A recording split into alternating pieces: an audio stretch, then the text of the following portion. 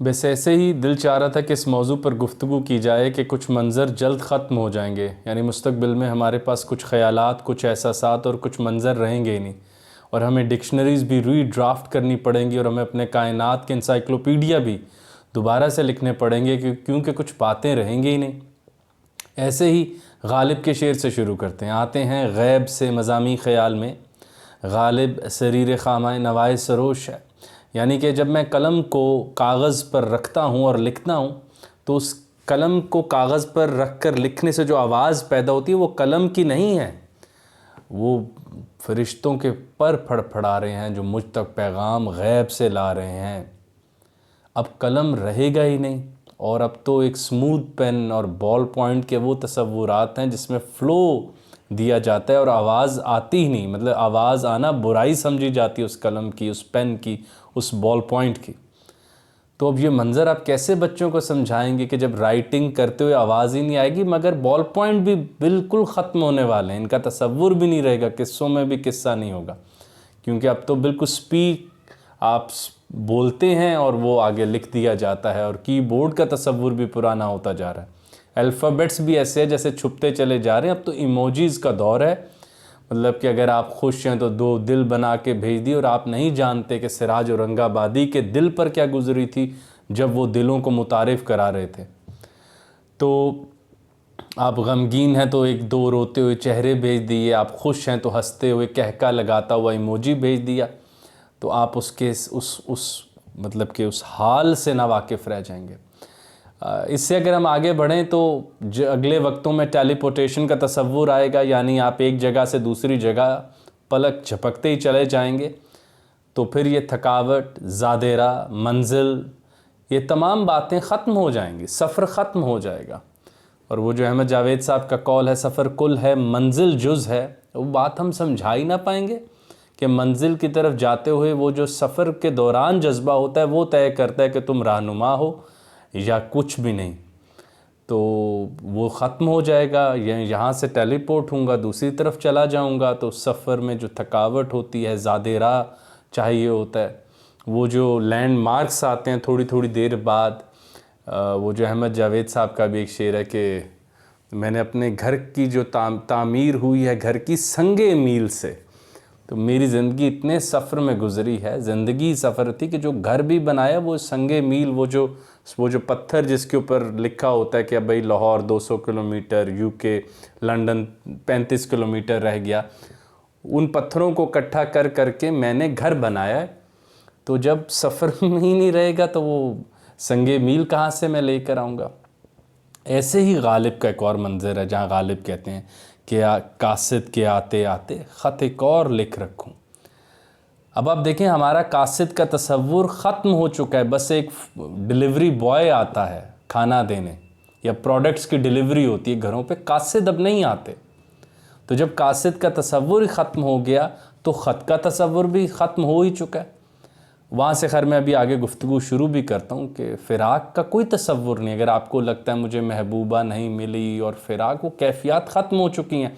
और जिस तेज़ी से आपका पैगाम उधर पहुँचता है, उधर से इधर आता है, ये तो फ़िराक तो होता है कि वो किसी और मुल्क में, आप किसी और मुल्क में, चिट्ठी पहुँचने में 20 दिन। मैं कोई माजी को या कौन like I am not cherishing कि अगर हमें टेक्नोलॉजी नहीं चाहिए थी, सवाल ये है कि हमसे कुछ अहवाल छिन रहे हैं जो अब हमें गालिब नहीं बनने देंगे। तो बल्कि आज हमने जो पहले भी शेर रखा और ये कासिद के आते आते ख़त एक और लिख रखूँ, ये भी गालिब का आप लोगों के आगे रखा। तो अब तो बस ये है कि बेल बजती है और वो कहते हैं कि जी डिलीवरी सर्विस है, तो ये आपने चीज़ मंगवाई है, ये हार मंगवाया है, ये कपड़े मंगवाए हैं, इसकी कीमत अदा कर दें, कैश ऑन डिलीवरी कर दें, या फिर खाना आता है। तो ख़त नहीं है बातें। तो जब ख़त ही नहीं आएंगे तो फिर फ़िराक वसल, बिल्कुल वो जो अहमद जावेद साहब की इतनी मुझे प्यारी बात लगती है कि चीज़ नोन और अननोन की पैराडाइम से आज़ाद हो जाएगी ना। मुझे वसल के हकीकी मानी पता, वसल इतना ही है कि सुबह उसे पैगाम दिया था, शाम को मिलना तो मिल लिया, तो ये वसल, टोटल वसल इतना। और फ़िराक ये है कि भाई वो 2 घंटे इंतज़ार किया और पैगाम तब चल रहे थे तो लोकेशन नहीं पता चलती, ये फ़िराक होगा जदीद आदमी का।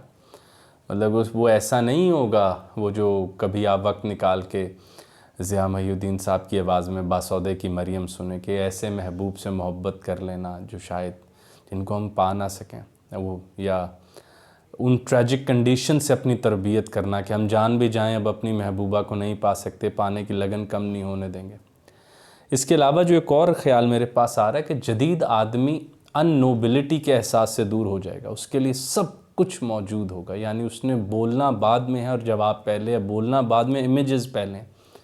अननोन अब कुछ नहीं रहेगा। वो गैब जिस जहाँ से हमने आते हैं, गैब जहाँ से हमने आज की वीडियो का आगाज़ किया गालिब के मिसरे से, गैब रहेगा ही नहीं। या ना मैं नहीं जानता की कैफियत नहीं रहेगी, मैं पार्शली तो जानता ही जानता हूँ, और अगर नहीं जानता तो बस 10-12 मिनट गूगल पर लगाने और जानूंगा भी उतना ही जितना गूगल मेरे सामने रख देगा, लेकिन मैं उससे ज़ायद को कोशिश नहीं करूंगा। और जो एक आम दुनिया में कहा जाता है कि किसी शय को छुपाना हो तो गूगल के सफ़ा नंबर 2 पे रखें, कोई वहाँ जाने की जहमत नहीं करता।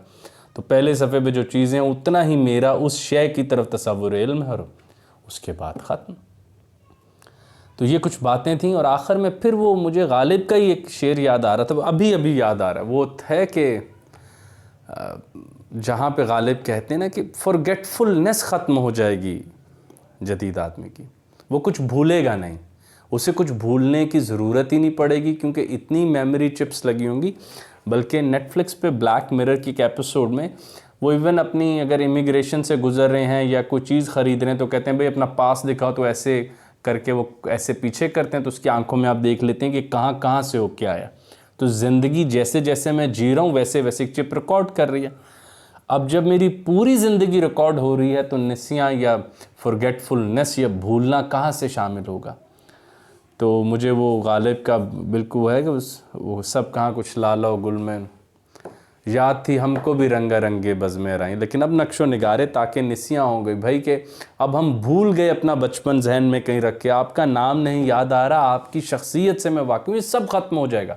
कहेगा भाई क्यों नाम नहीं याद आ रहा, रिवाइंड करो 3 साल पहले 18 फरवरी पर जाओ तो याद देखो 3:23 पे हम मिले थे, वो ऐसे ऐसे जगह का, हाँ भाई आपका नाम अमजद है भाई, माज़रत मैं भूल गया था, आपको याद आ गया। तो इंसान जो है वो फॉरगेटफुलनेस के एहसास से भी दूर हो जाएगा। और भूलना बहुत ही प्यारी बात है, और अगर हम भूल ना पाएँ तो शायद हम जी ना पाएँ। अगर वो गम हमें वैसे ही याद रह जाएं जो असल गम है तो शायद इंसानियत हाबील काबील के बाद ही ना चल पाती, वो गम ही ले बैठता। ये तो हमारी इंसान वो ज़िंदगी में इस तरह अगले लम्हे में दाखिल हो जाते हैं जैसे फॉरगेटफुलनेस एक नेसेसरी कंडीशन ऑफ लाइफ है। खैर ये थी आज की बात। लगता है मुस्तकबिल में कुछ मंज़र गायब हो जाएंगे, गैब गायब हो जाएगा, अननोबिलिटी का एहसास नहीं रहेगा, हम कुछ भूल नहीं पाएंगे, हमें हर लम्हे वसल ही वसल होगा, मतलब डरा देने वाला वसल होगा, फ़िराक होगा ही नहीं। तो देखिए जदीद आदमी से और क्या क्या वापस लिया जाता है, और यहीं पर हमें वो बात याद आती है कि डीह्यूमनाइजेशन का सफ़र है। इन सारी कंडीशंस ने हमें इंसान बनाया था, अब एक एक करके हम खुद वापस कर रहे हैं।